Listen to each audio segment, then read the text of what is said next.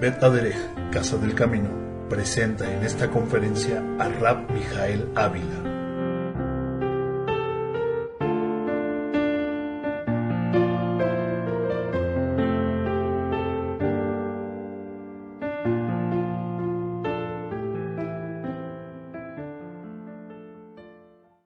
Shalom, les saluda el rabino Mijael Ávila desde la sinagoga Bet Aderech en Cuernavaca, Morelos. ¿Cómo están todos, amados del Eterno? Niñas de los ojos de Hashem, ¿verdad? Yo no sé si ustedes habían alguna vez considerado, pero el Eterno nos habla amorosamente. ¿Ustedes lo creen? Sin duda alguna, somos una joya preciosa delante de Él. Y por eso es que nos ha dejado su voluntad precisamente para que nosotros, de nuestra voluntad y decididamente hagamos precisamente y andemos en sus caminos, y esos caminos nos darán verdaderamente alegría y felicidad. En este Shabbat, que es el día 15 del mes de Shvat, del año 5764, 7 de febrero del año 2003, nos corresponde una lectura semanal que se titula Beshalach, que bien se podría traducir al español como cuando expulsó, Beshalach. Y les voy a pedir que abran su Biblia en el segundo libro de Moshe, conocido al español como Éxodo, y cuyo verdadero nombre es en hebreo Shemot, que significa nombres, contrario al significado que se le da al español de Éxodo, que sería algo así como una emigración. Sin embargo, el nombre correcto en el hebreo es Shemot, que significa nombres. Éxodo capítulo 13, verso 17, Shemot 13, versículo 17, y dice así la escritura: y sucedió cuando el faraón hubo enviado al pueblo, no los guió Dios por el camino de la tierra de los filisteos, aunque era el más próximo, pues dijo el Eterno, no sea que se arrepienta el pueblo al ver la guerra y se vuelva a Egipto. En hebreo dice Vayehi Beshalach Faraón et Am Belonaham Elohim Derech Eretz. Entonces, en esta semana, precisamente la Biblia nos continúa relatando el éxodo, la salida de nuestro pueblo precisamente de una tierra que se le conoce en el hebreo como Mizraim. Ahorita acabo de recordar a un hijo de un pastor que le ponen por nombre Mizraim. No recuerdo exactamente qué significado le dicen que era, pero después que ya ellos empiezan a caminar en estas sendas, se dan cuenta que Mizraim no era, le habían dado un significado Dios. Imagínense que le hubieran dicho, significa Dios es gracia, una cosa así. Pero no, su hijo era precisamente el nombre de esta tierra, Mizraim, Egipto. En esta semana, dice la escritura que Moshe va a tomar los huesos de Yosef y los va a llevar a la tierra en la cual el Eterno le había prometido. Ven el verso 19 ahí mismo de Shemot. Dice la escritura, tomó también consigo Moshe los huesos de Yosef, el cual había juramentado a los hijos de Israel diciendo, Dios ciertamente os visitará y haréis subir mis huesos de aquí con vosotros. Es de llamar la atención que en esta porción, si se fijan, dice la Biblia al español juramentar, que Yosef había hecho juramentar al pueblo de que cuando él muriera, sus huesos serían llevados precisamente a la tierra prometida.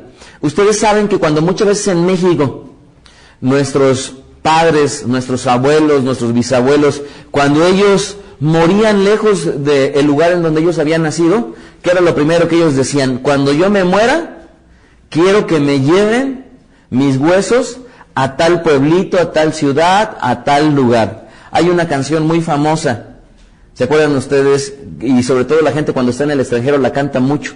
No recuerdo ahorita cuál es el tono, ni la letra precisamente. Es México lindo y querido, en donde el autor de esta letra, que es muy conocida, pues es justamente lo que dice, que él dice, si muero lejos de ti, ¿se acuerdan ustedes? Que él quiere que lo regresen precisamente a su tierra. Entonces Yosef hace jurar a nuestro pueblo de que ahora, una vez que él partiera, sus huesos serían llevados a la tierra prometida. ¿De qué se compone esta semana, esta perashá, las aliot?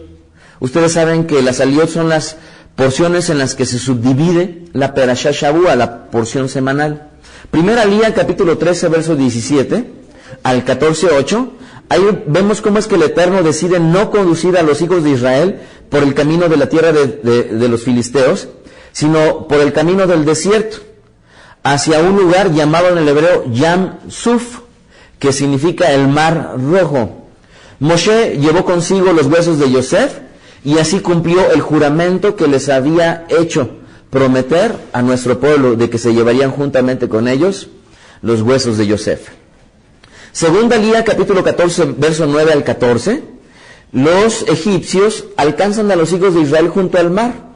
Los hijos de Israel temen y reclaman el haber salido de Egipto, y el Eterno peleará por ellos, y con estas palabras hace que Moshe tranquilizara al pueblo de Israel. Am Yisrael, al pueblo de Israel. Tercera Aliyah, capítulo 14, del 15 al 25. El Eterno manda a Moshe alzar su vara y extenderla sobre el Yam Suf para dividirlo, con el cual los hijos de Israel pasarían, ¿se acuerdan ustedes? En seco. Los hijos de Israel pasan por el medio del Mar Rojo, y el Eterno va a endurecer nuevamente el corazón de Faraón, y los perseguirá a nuestro pueblo Israel. Cuarta Aliyah, capítulo 14, 26 al 15, 26. El Eterno manda a Moshe extender su mano sobre las aguas y cerrarlas una vez que los egipcios ya estaban pasando por ellas. Así es como el Eterno va a salvar a nuestro pueblo Israel. Y el pueblo va a cantar el Shirat Hayam, que significa el canto del mar. Este es un canto de exaltación por la salvación que el Eterno les había dado a ellos. Quinta Aliyah, capítulo 15, 27 al 16, 10. El pueblo va a llegar a Elim, en donde había 12 fuentes de agua y 70 palmeras. Es muy ilustrativo esta numerología que dice 12 fuentes, que les recuerda, bueno, hay varios números 12 que aparecen a lo largo de la escritura, y además de eso dice la escritura que son 70 palmeras. Dice, de Elim los Bené Israel parten del desierto de Sin, y el día 15 del segundo mes, y 30 días pasaron después de la salida, los cuales los hijos de Israel van a murmurar en contra de Moshe y Aarón por causa del alimento, y el Eterno va a escuchar su murmuración. Sexta Aliyah, 16, 11 al 36. El maná, enviado por el Eterno, el mandato de recoger solo lo necesario, ¿se acuerdan ustedes? Lo que ellos iban a consumir para ese día, y solamente les era permitido guardar o recoger ellos más allá de la porción diaria, cuando el sexto día, precisamente porque el séptimo día ellos no saldrían a recoger man o maná al español. Séptima Aliyah, capítulo 17, del 1 al 13. Los hijos de Israel parten del desierto de Sin a Refidim, y el pueblo contiende con Moshe por falta de agua. El agua brota de la peña, y el rey Amalek hace guerra contra los Bené Israel. Vamos a comenzar con nuestra enseñanza, en donde en esta semana quiero compartir un tema que es interesante, porque habla acerca de lo que es jurar. Jurar. Vemos cómo en este relato Yosef va a comprometer a nuestro pueblo antes de que él muera, haciéndolos jurar que a su partida hacia la tierra prometida llevarían sus huesos, como previamente lo había mencionado. Dice la Biblia que a él lo que hicieron es que lo embalsamaron. Vean Bereshit 50:26. Vamos a regresarnos un poco al primer libro, Génesis 50:26, en donde en este libro vemos cómo es que nuestro pueblo en algunas ocasiones también tuvo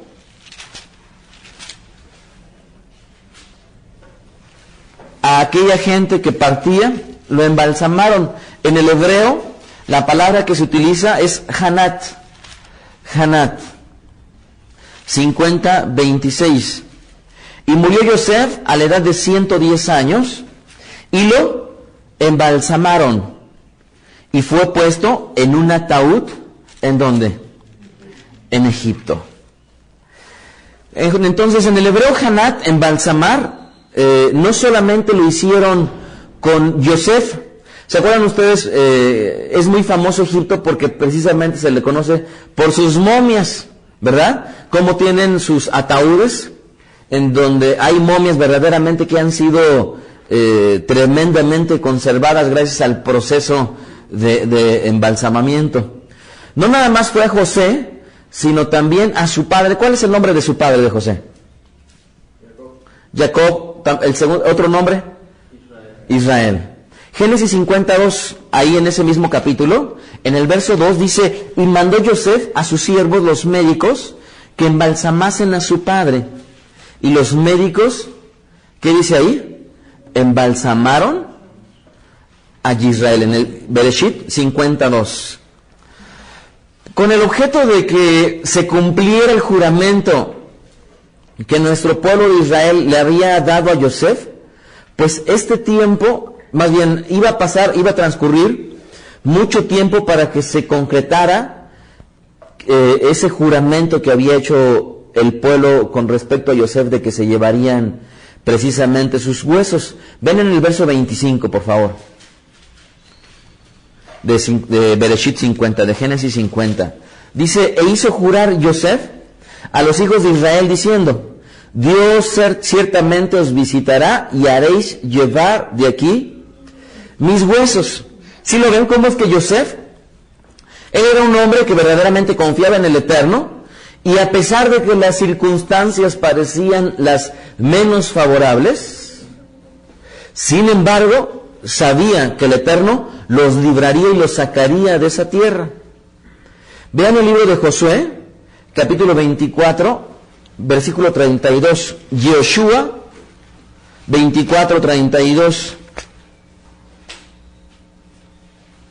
Y en este libro, el libro de Yoshua, Josué, también traducido al griego como Jesus y traducido al español como Jesús, este libro que bien equivale al nombre precisamente de nuestro amado Mesías, en el verso 32 nos indica en dónde iban a enterrar los huesos de Yosef una vez que se los llevaran a la tierra prometida. El verso 32 dice, y enterraron en Siquem los huesos de Yosef que los hijos de Israel habían traído ¿de dónde? De Egipto. Entonces ellos habían cumplido con esa promesa gracias a que Moshe precisamente fue el que la encabezó, en la parte del campo que Jacob compró de los hijos de Amor, padre de Siquem, por 100 piezas de dinero, y fue posesión de los hijos de Yosef. Esta ciudad es una ciudad, este lugar en donde fue puesto los huesos fue una ciudad de Manasés, localizada en el monte Ebal y cerca del monte también Gerizim, a 54 kilómetros de Jerusalén.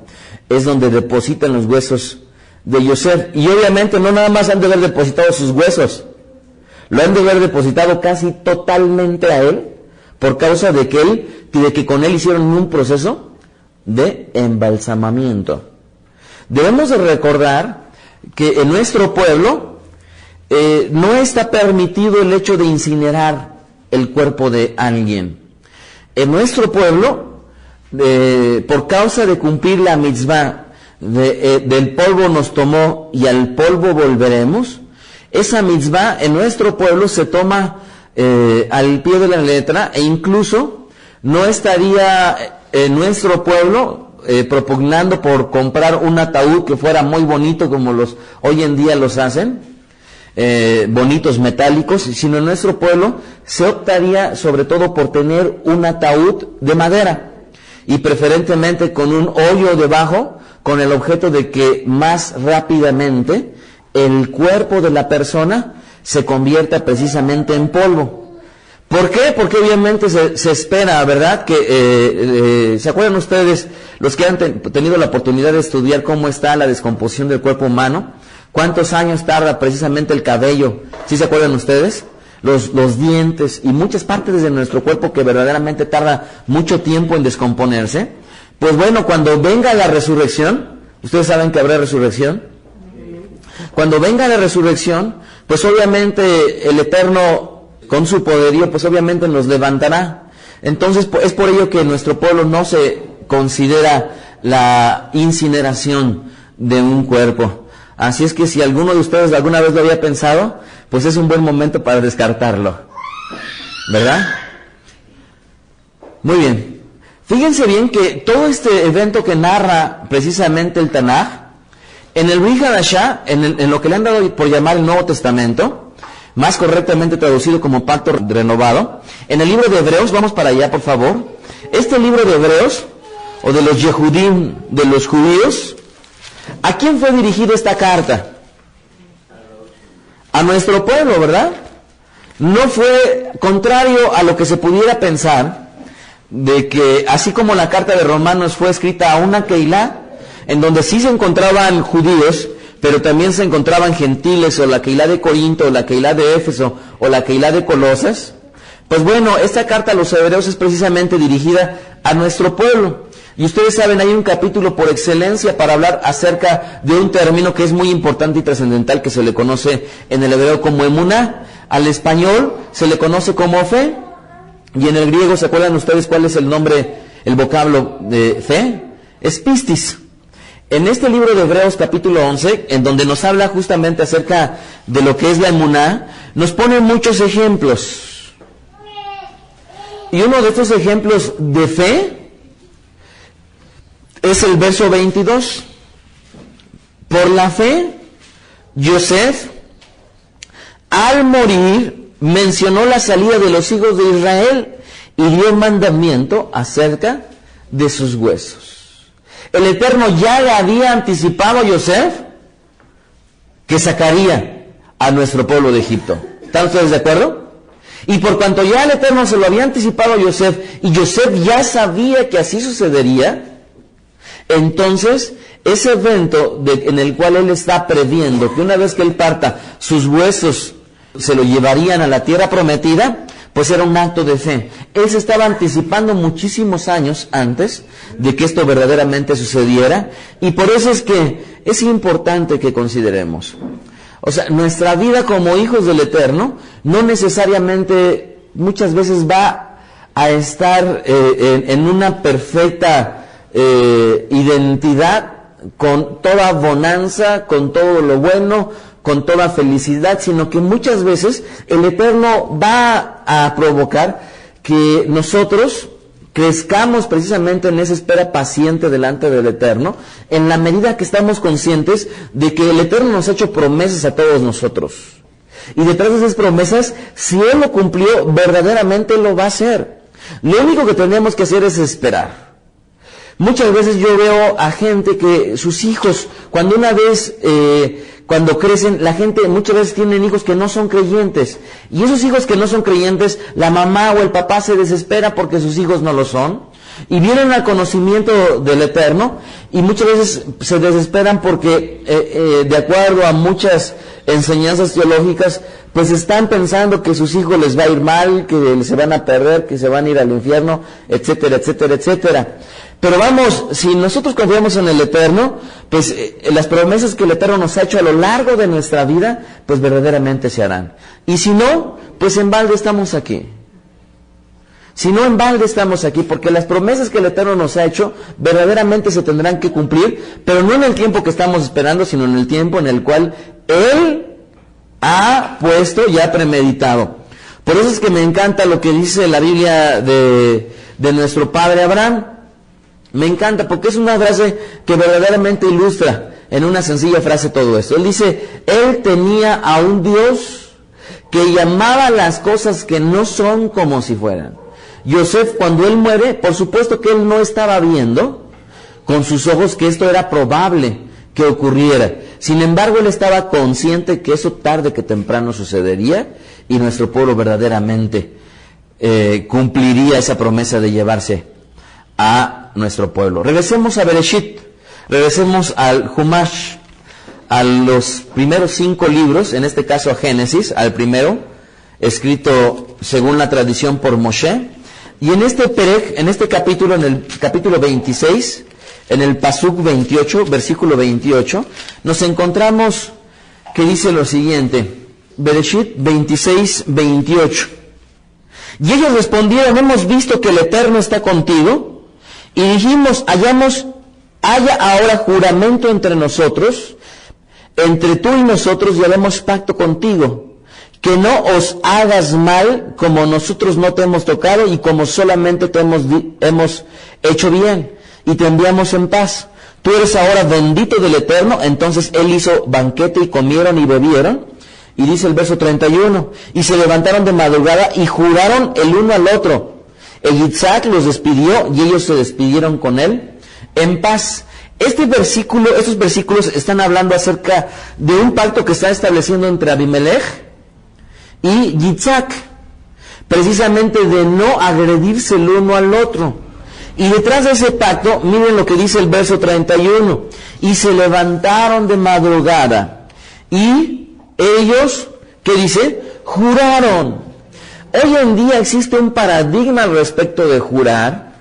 ¿Por qué? Porque en nuestro pueblo la observancia tradicional es obviamente no nada más no tomar el nombre del Eterno, no mencionarlo, no pronunciarlo con el objeto de hacer un cercamiento para que el mandamiento de no tomar el nombre en vano no se viole. Por otro lado, hay corrientes teológicas en las cuales se ha enseñado durante todo este tiempo que obviamente no es propicio y no es conveniente jurar. Yo lo que quiero establecer es que por supuesto que es válido jurar, y quiero poner en su justa dimensión cuándo es cuando una persona verdaderamente tiene la posibilidad de jurar. Y vamos a llegar precisamente hasta lo que dijo el mismo Yeshua Mashiach en el Brit Hadashah. En el hebreo la palabra para juramento es en el hebreo la palabra Shavah. Shavah. Shin, Bet, Yayin. Shavah. Shavah. Y esta palabra precisamente es la que traducen al español como jurar. Vean Bereshit 24:7, Génesis 24:7. Dice la Biblia ahí: y Hashem, Dios de los cielos, que me tomó de la casa de mi padre y de la tierra de mi parentela, y me habló, ¿y qué dice ahí? Y me juró diciendo: a tu descendencia daré esta tierra, él le enviará su ángel, ¿y qué más? Delante de ti, y tú traerás de allá mujer para mi hijo. Aquí obviamente está hablando acerca de esa búsqueda que harían para la novia de Yitzhak. Pero vean, ustedes pueden notar en este versículo, y yo les podría preguntar antes de ello, ¿el Eterno jura? Sí. Y eso es muy interesante que lo entendamos. Aquí dice la Biblia que el Eterno le habló y además le juró. ¿Sí estamos de acuerdo? ¿El Eterno jura? Sí, el Eterno jura. El Eterno promete, vaya. Da una palabra en la cual el Eterno está anteponiendo que es veraz. Vean Bereshit 22:16. Porque aquí lo que está haciendo el Eterno es que le está jurando precisamente a los patriarcas. Génesis 22:16. Y dijo, ¿qué dice el verso 16? Por mí mismo he jurado, dice el Eterno, que por cuanto has hecho esto y no me has rehusado a tu hijo, tu único hijo. ¿Se acuerdan ustedes cuándo esto es? Es cuando, en lo que le llaman la Akedah Yitzhak, la atadura de Yitzhak, cuando precisamente Abraham está a punto de sacrificar a su hijo Yitzhak, por causa de que el Eterno así se lo había pedido. Entonces, ¿en nombre de quién estaba jurando el Eterno en esta ocasión? Por sí mismo. Ahora, no solo vemos que el Eterno juraba a lo largo de la palabra de Dios, ya les he demostrado en 2 pasukim, en 2 versículos, en donde el Eterno jura a nuestro pueblo. Veamos ahora 1 Samuel, capítulo 19, verso 6. Porque, ahora que hemos visto que el Eterno jura, y no nada más que hemos visto que ahora que el Eterno jura, sino también hay algunos modismos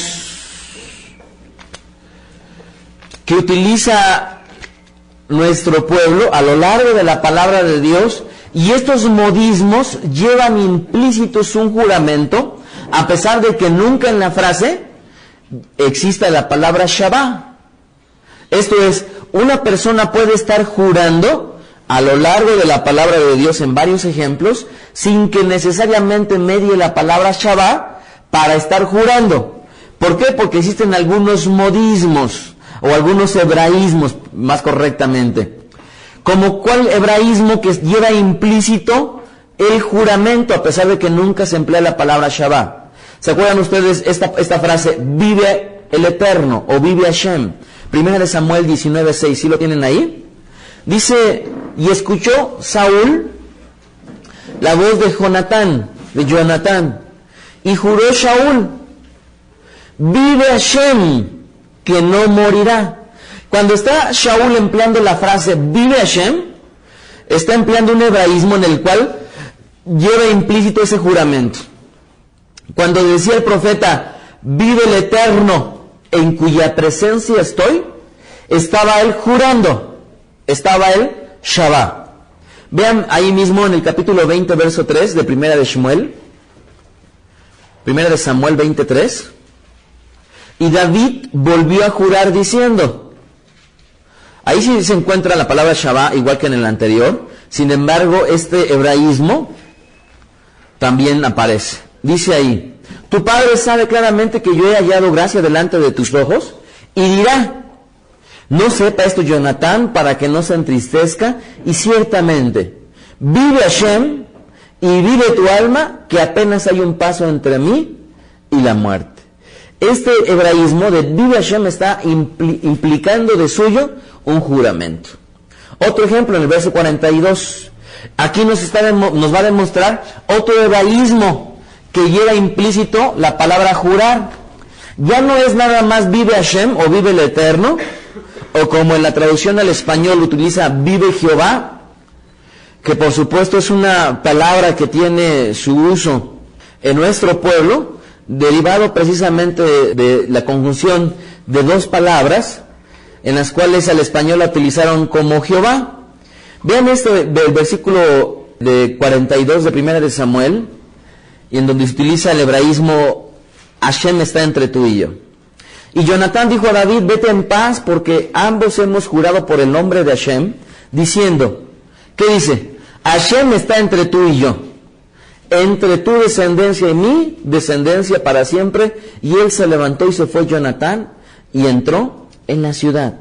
Este día martes, que yo estaba compartiendo aquí el estudio entre semana, de repente yo empecé a tocar un tópico, y hay un varón que asiste los martes y que él tiene todo el deseo de asistir con nosotros en Shabbat, pero no nada más eso, sino que además él asiste a una congregación diferente a la de nosotros.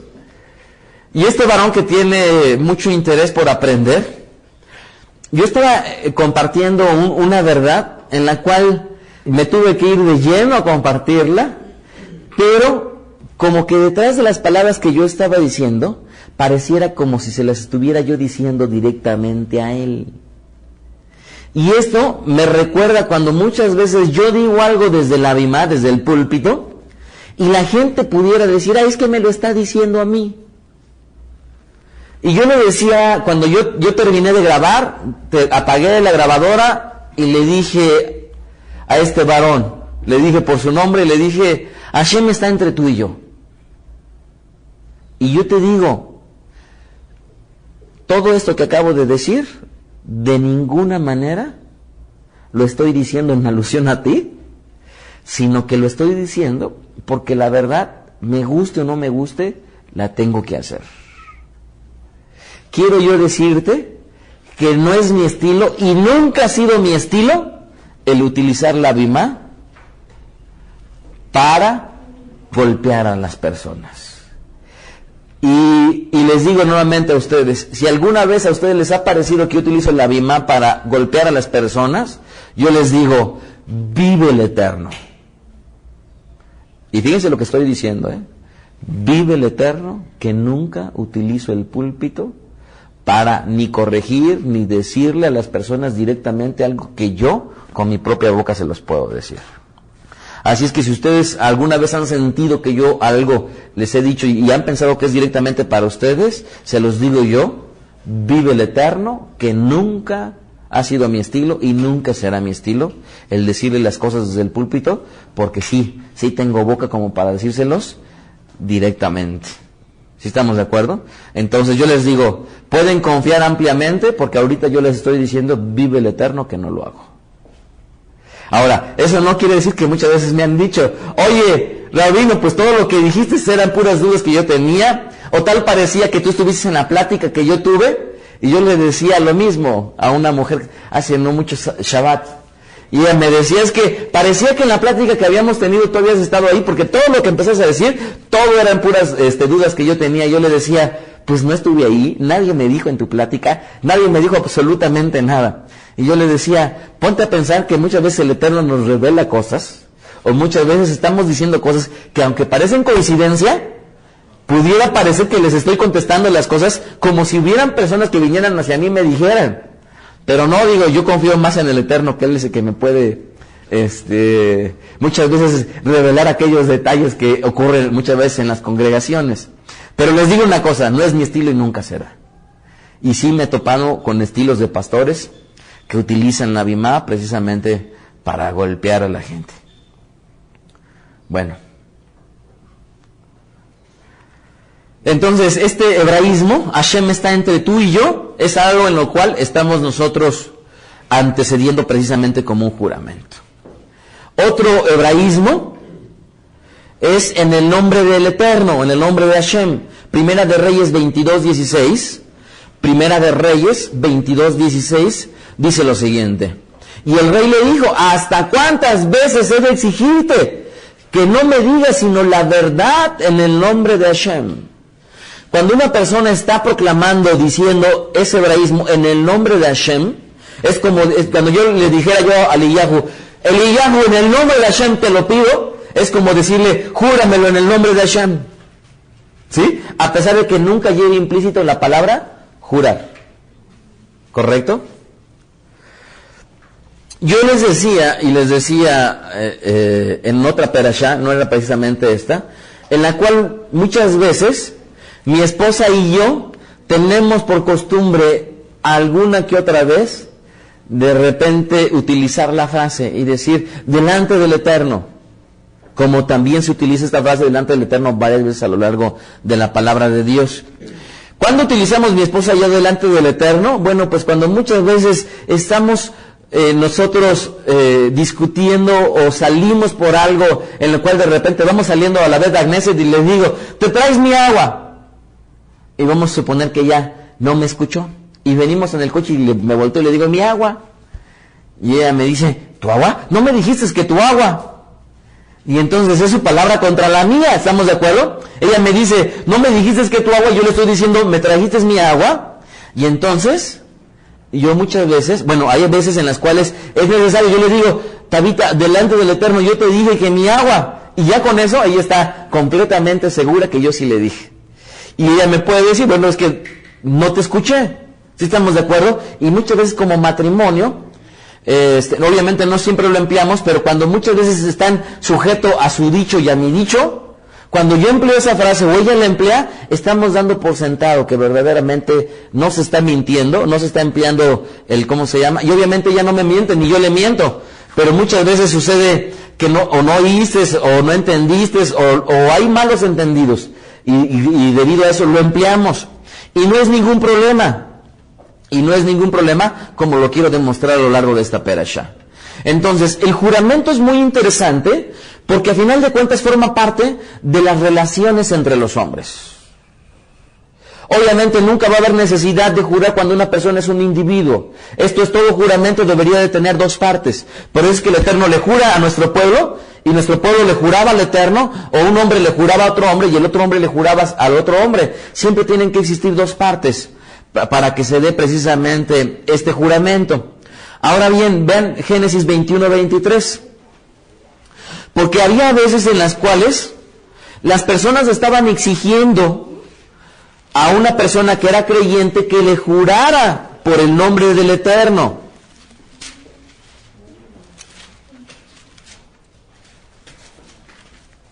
Génesis 21-23 dice la Biblia: ahora pues júrame aquí por Dios que no faltarás a mí, ni a mi hijo, ni a mi nieto, sino que conforme a la bondad que yo hice contigo, harás tú conmigo y con la tierra en donde has morado. Fíjense cómo exige, júrame aquí por Dios. ¿Sí lo ven ahí? Entonces, este requerimiento o esta exigibilidad está implicando un compromiso, y un compromiso en el cual se está anteponiendo en este caso al nombre del Eterno. Ustedes saben que conforme a la tradición de nuestro pueblo en México, es común que la gente jure. Y cuando ves a un hombre borrachito, ¿qué dice? Te juro por mis hijos. Y cuando ya juran por lo más elevado, te juro por mi mamacita santa. ¿A poco no? Te juro por mi mamacita santa. Y ya cuando están diciendo eso, están poniendo ellos lo más sagrado de lo que ellos conocen. Son hombres bien machos que tratan a su mujer con la punta del zapato, pero eso sí, su mamacita santa. Y bueno, estos hombres utilizan precisamente algo más elevado para anteponer precisamente esa palabra, la veracidad de esa palabra. Según el diccionario, la palabra jurar es la afirmación de una cosa poniendo por testigo al Eterno o invocando algo sagrado o de trascendencia. Nuevamente, el juramento es la afirmación de una cosa poniendo por testigo a Dios o invocando algo sagrado o de trascendencia. Entonces, en realidad, bien, este juramento está implicando un compromiso de veracidad de la palabra. Si vemos Génesis 21-24, ahí mismo, y dice, una vez que le están pidiendo un gentil a Abraham que le jure, Abraham le dice, y respondió Abraham, yo juraré. Si se fijan cómo Abraham no está negando este juramento, sino está diciendo, yo juraré. Así es que esta forma se ha empleado a lo largo de la Biblia y hasta nuestros días, por supuesto, se sigue empleando. No nada más eso, el mismo Abraham exigió de su siervo que su siervo le jurara. ¿Se acuerdan ustedes cuándo hace esto? Génesis 24:37. Génesis 24:37. Y mi amo me hizo jurar. Está hablando el siervo de Abraham, diciendo, no tomarás para mí mujer de las hijas de los cananeos, en cuya tierra habito. Entonces, Abraham no nada más practicó el jurar cuando se lo pedían, sino además lo pedía con el objeto de dar veracidad al evento que el siervo iba a hacer, con el objeto de buscar una novia para su hijo. Génesis 24:7.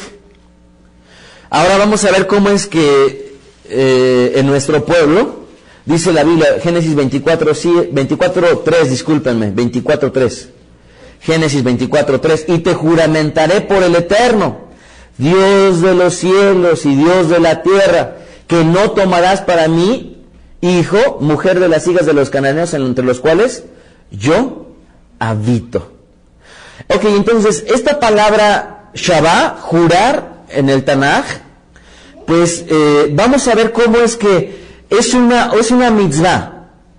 Oigan bien esto, la palabra Shabbat, jurar, es una mitzvah, es un mandamiento que el Eterno dejó asentado. ¿En dónde? En el libro de Devarim, Deuteronomio 6:3.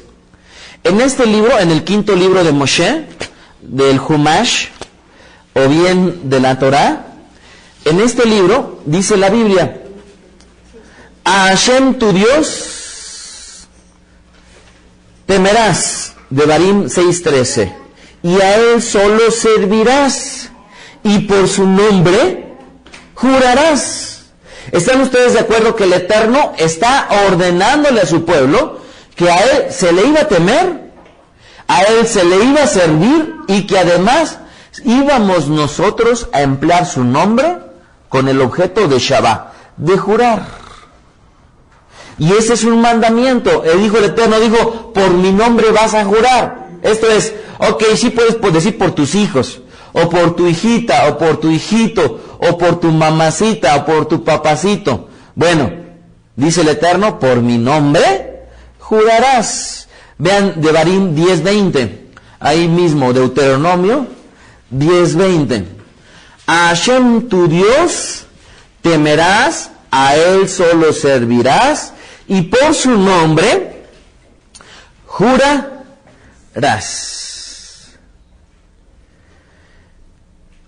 Hay algo que se le conoce en nuestro pueblo como cercamiento. Yo creo que muchos de ustedes lo han escuchado. ¿Qué es el cercamiento? Pues bueno, los rabinos han determinado que para salvaguardar los mandamientos, muchas veces lo que se hace es de que se ponen reglas adicionales a los mandamientos con el objeto de que esas reglas sirvan como una cerca, literalmente, con el objeto de que la persona no viole ese mandamiento. A eso se le llama cercamiento. Hay muchas reglamentaciones que están en nuestro pueblo y que en realidad son cercamientos con el objeto precisamente de no violar la voluntad del Eterno. Uno de esos cercamientos es precisamente el no pronunciar el nombre del Eterno. Además de que detrás de ese cercamiento, con el transcurso de los años, desafortunadamente nuestro pueblo no sabe a ciencia cierta cuál es la forma de pronunciar correctamente el nombre de Hashem.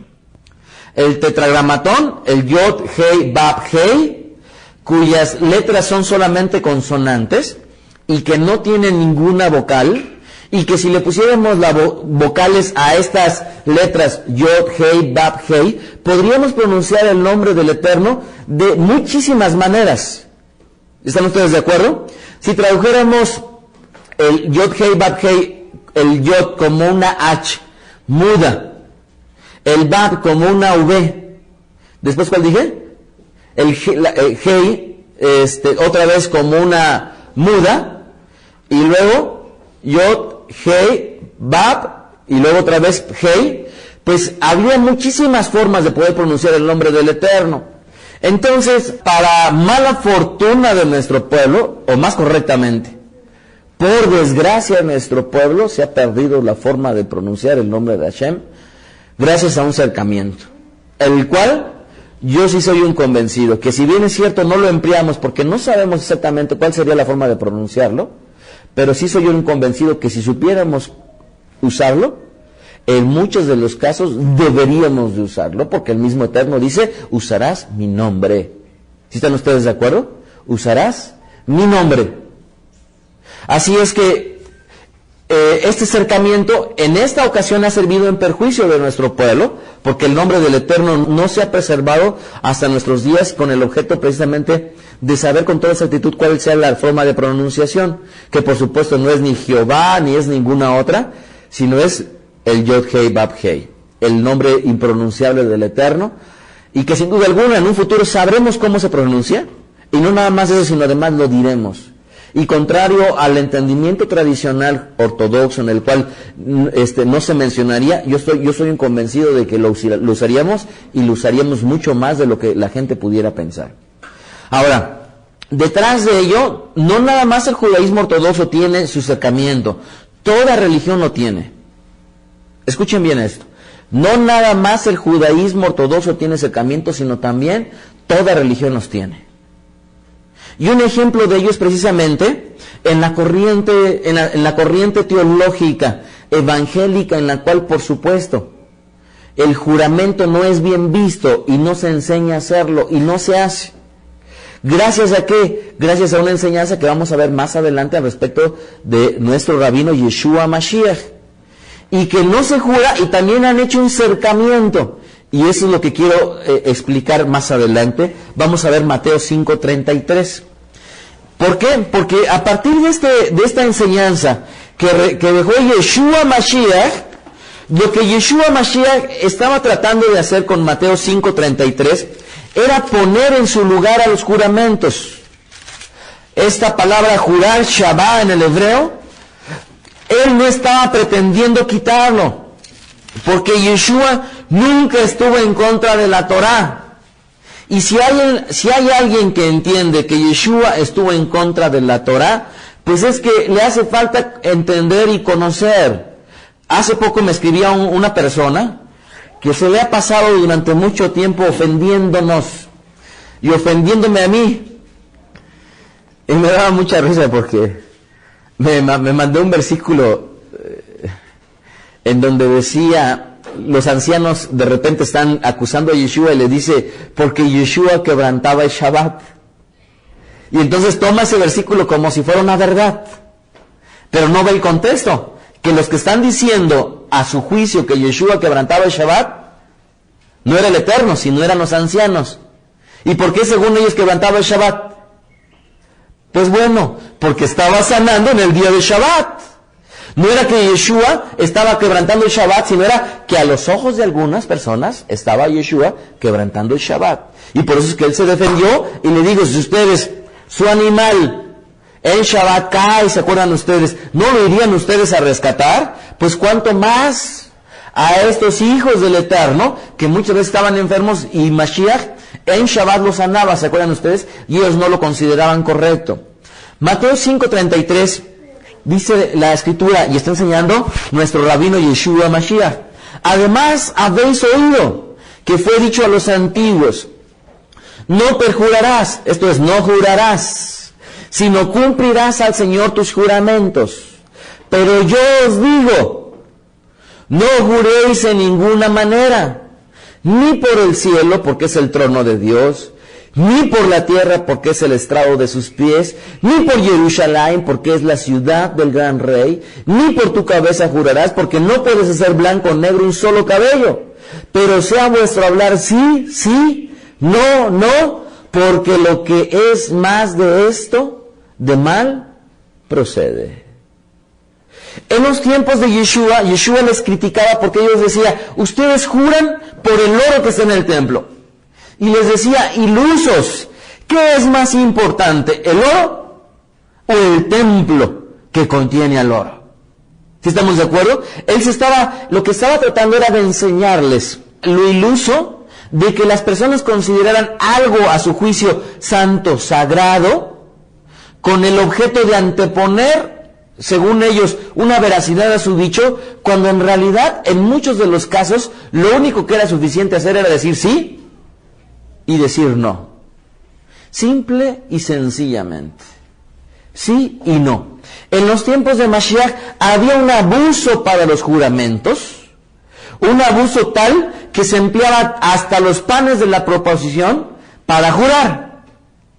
El Eterno dijo que juráramos por los panes, por el oro, por el templo, por el altar, ¿o por qué juráramos?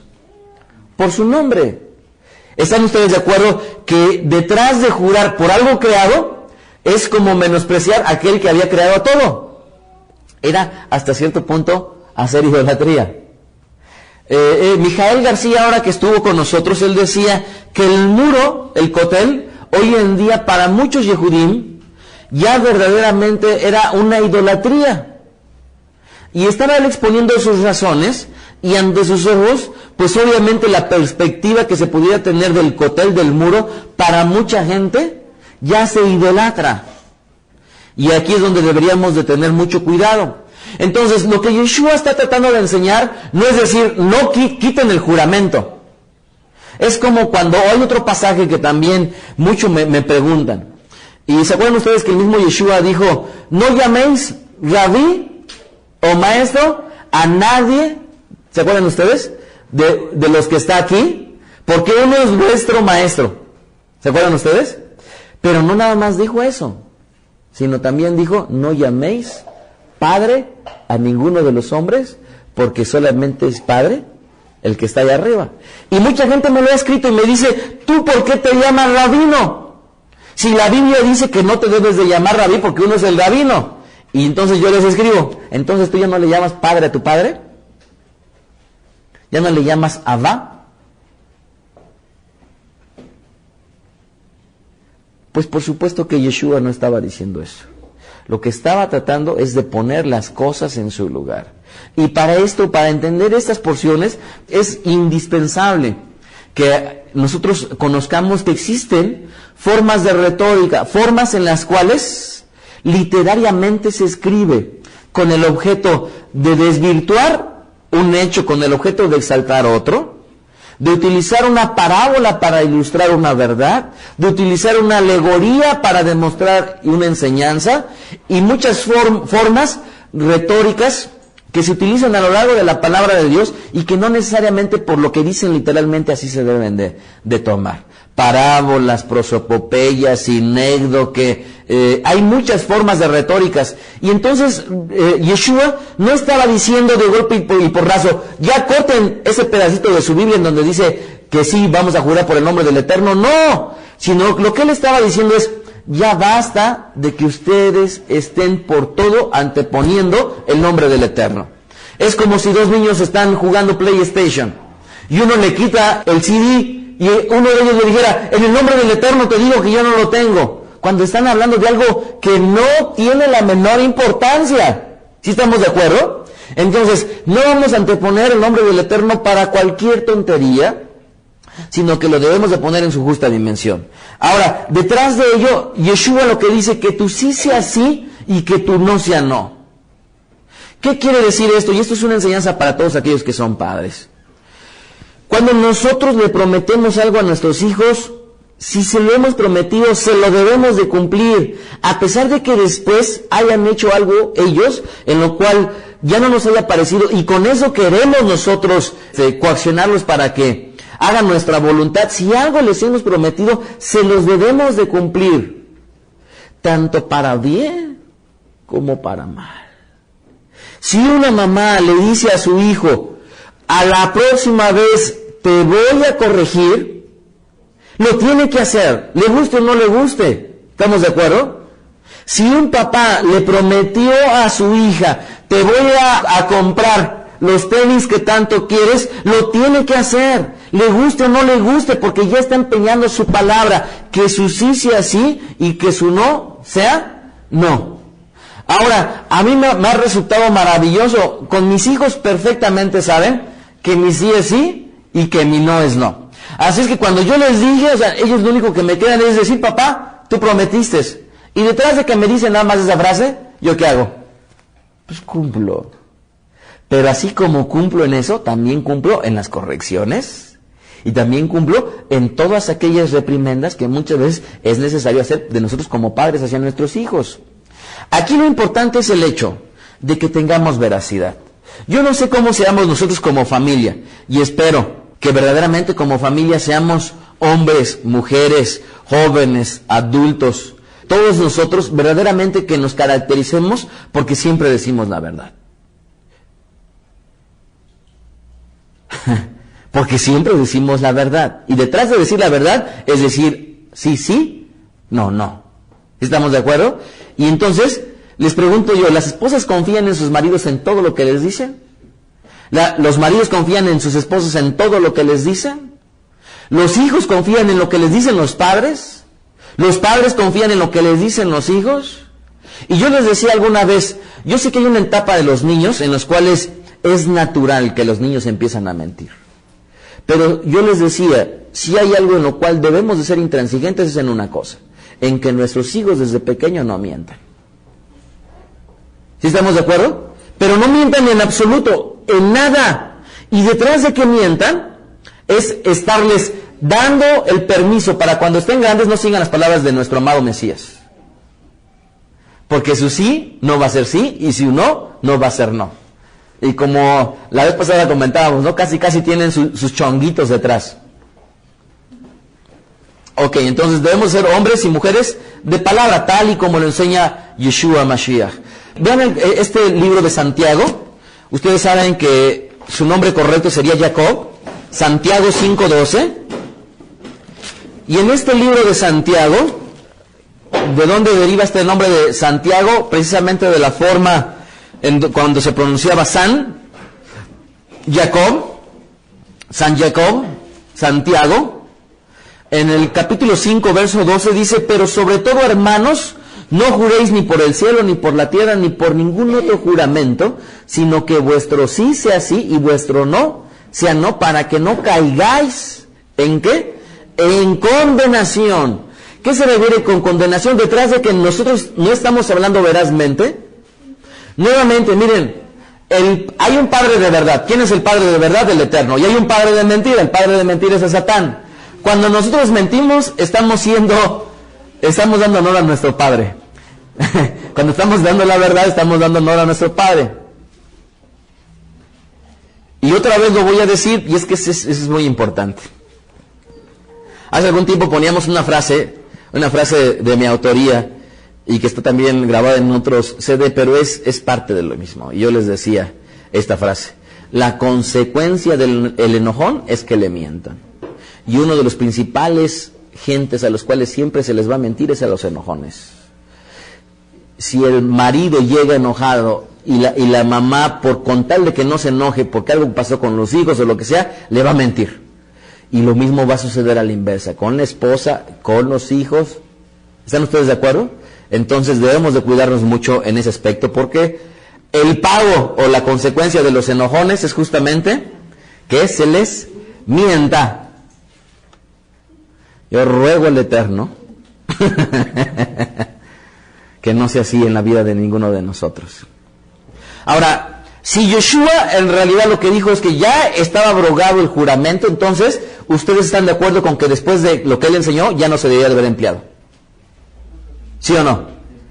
Si Yoshua verdaderamente abrogó el jurar, ya no se debió de haber empleado, sin embargo, se siguió empleando. Escúcheme porque ya se está terminando el tiempo de esta enseñanza. Nada más tomen nota, Mateo 26:74, Matitiahu 26:74, Hebreos 6:16, 2 ejemplos de cómo es que verdaderamente se siguió empleando el juramentar. Entonces él comenzó a maldecir y a jurar, no conozco al hombre, y enseguida cantó el gallo. ¿Quién juró? Pedro. Por supuesto que seguía siendo práctica de Pedro el seguir jurando. Hebreos 6:16, porque los hombres ciertamente juran por uno mayor que ellos, y para ellos el fin de toda controversia es el juramento para confirmación. Por lo cual, queriendo Dios mostrar más abundantemente a los herederos de la promesa la inmutabilidad de su consejo, interpuso juramento. Apocalipsis 10:6, y juró por el que vive por los siglos de los siglos. Fíjense cómo se siguió empleando el juramento. Apocalipsis 10:6, y juró por el que vive por los siglos de los siglos, que creó el cielo y las cosas que están en él, y la tierra y las cosas que están en ella, etcétera. Entonces, esto del jurar, por supuesto, que siguió siendo una práctica en nuestro pueblo. Ahora, tengo escasamente 4 minutos para terminar, y les quiero yo decir algunas características de los juramentos. La voluntad del Eterno detrás de toda aquella persona que jura es que debe de cumplir. Números 32. Cuando alguno hiciere voto a Hashem o hiciere juramento ligando su alma con obligación, no violará su palabra, hará conforme a todo lo que salió de su boca. Hay gente que catalogan a los mandamientos de tal manera que uno los pone en mayor lugar y otros en menor lugar. Pero entiendan esto, detrás de que ustedes comprometieron algo y no lo cumplen, están siendo transgresores de la voluntad del Eterno. Al mismo lugar que cualquier otro mandamiento que ustedes quieran poner. Al mismo lugar. Otro ejemplo, siempre que hay un pacto, siempre va a mediar un juramento. Devarim 4:31, Deuteronomio 4:31. Por Dios misericordioso es Hashem tu Dios, no te dejará ni te destruirá, ni se olvidará del pacto que les juró a tus padres.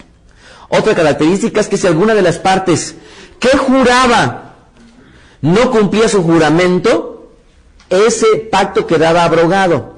Esto es, ¿se acuerdan ustedes que cuando yo comencé, les dije que siempre que existía juramento, hay 2 partes que deben de estar en este acuerdo? Entonces, muchas veces si una persona juraba, pero la otra no iba a cumplir, entonces el juramento quedaba abrogado. Un ejemplo de ello es el caso de Rahab. ¿Se acuerdan ustedes que cuando llegan los Meragelim, los espías a la casa de Rahab, la prostituta, cuando ellos llegan, ellos le dicen, por favor, escóndenos y no digas nada y preservaremos a tu familia, ¿se acuerdan ustedes? Y entonces dice la Biblia, y si tú denunciares este nuestro asunto, nosotros quedaremos libres de tu juramento con que nos has juramentado. ¿En qué nos había juramentado Rahab? En que después de que nuestro pueblo invadiera, toda su familia permanecería con vida. Entonces, si ella no cumplía, entonces ellos tampoco iban a cumplir su juramento. Entonces sería válido decirle a nuestros hijos, si tú me sacas 10, si tú me sacas 9, ¿verdad? Si tú me haces una cena, o si tú me compras un suéter que quiero. Otra característica, el juramento tiene consecuencias aunque no se haya entendido. Todo juramento, a pesar de que no se entienda, necesariamente va a tener consecuencias. Levítico 5:4, o si alguno si alguno jurare a la ligera con sus labios hacer mal o hacer bien, en cualquier cosa que el hombre profiriere como juramento y él no lo entendiere, si después lo entiende será culpable por cualquiera de estas cosas. Bueno, tengo mucho más para enseñar, ya no tengo tiempo. Lo único que sí les digo relacionado con este versículo es una cosa. Dice la Biblia que cuando estemos en aquel día, todos delante del Eterno, aún de nuestras palabras ociosas, recibiremos nosotros un juicio. Podríamos decir, ok, nosotros que somos hijos ya tenemos ganado el Olam Haba, el mundo venidero, sí, pero de todas aquellas acciones que nosotros hemos hecho buenas para el Eterno, van a ser restadas todas aquellas palabras ociosas que nosotros dijimos incorrectamente. Si estamos en una reunión, tal vez informal, y estamos platicando cosas que no convienen, esas van a restar todos aquellos méritos que hicimos buenos delante del Eterno. Y eso debemos de entenderlo. De toda palabra ociosa que sale de la boca del hombre, de toda esa recibiremos juicio. Así es que el Eterno dice que si alguien jura a la ligera, después que lo entienda, va a ser culpable. Así es que nosotros debemos de guardarnos precisamente, no nada más de jurar, sino de que nuestras palabras verdaderamente no sean nada más tiradas al vacío, pensando que no van a hacer daño, cuando en realidad en nuestra boca tenemos la posibilidad de la vida, tanto como de la muerte. Desde la sinagoga Bet Haderech, el rabino Mijael Ávila y la congregación, los bendecimos en el nombre de Yeshua Mashiach. Escuchaste a Rab Mijael Ávila. Para conocer más de sus conferencias, visita la página bethaderech.com. Síguenos en las redes sociales, YouTube, Facebook, Twitter. Búscanos como Mijael Ávila. Si deseas adquirir alguna conferencia o estudio particular, escríbenos al correo mijael@bethaderech.com. Shalom Alejem.